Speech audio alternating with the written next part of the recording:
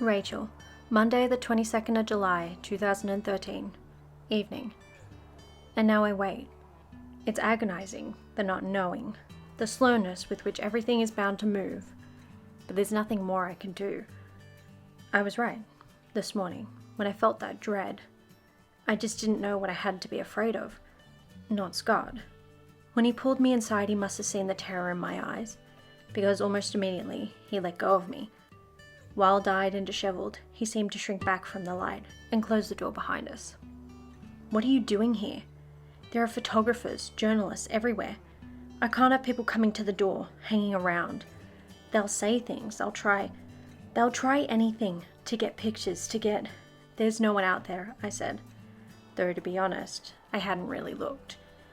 There might have been people sitting in cars, waiting for something to happen. What are you doing here?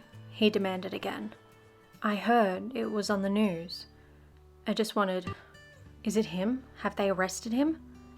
He nodded. Yes, early this morning.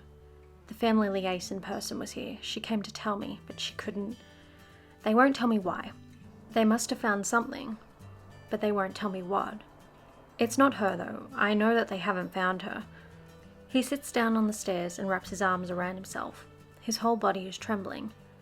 I can't stand it. I can't stand waiting for the phone to ring. When the phone rings, what will it be? Will it be the worst news? Will it be... He tails off, then looks up as though he's seeing me for the first time. Why did you come? I thought you wouldn't want to be alone. He looked at me as though I was insane. I'm not alone, he said. He got up and pushed past me into the living room. For a moment, I just stood there. I didn't know whether to follow him or to leave, but then he called out, Do you want a coffee?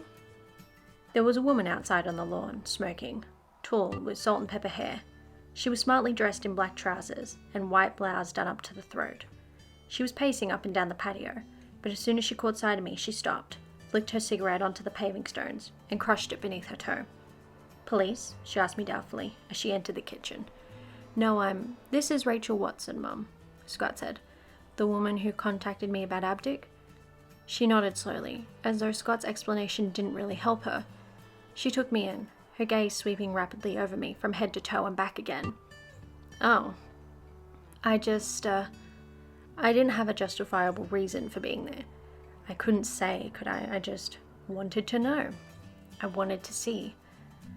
Well, Scott is very grateful to you for coming forward. We're obviously waiting now to find out what exactly is going on. She stepped towards me, took me by the elbow, and turned me gently towards the front door. I glanced at Scott, but he wasn't looking at me. His gaze was fixed somewhere at the window, across the tracks. Thank you for stopping by, Mrs. Watson. We really are very grateful to you. I found myself on the doorstep, the front door closed firmly behind me, and when I looked up I saw them, Tom pushing a buggy and Anna at his side. They stopped dead when they saw me.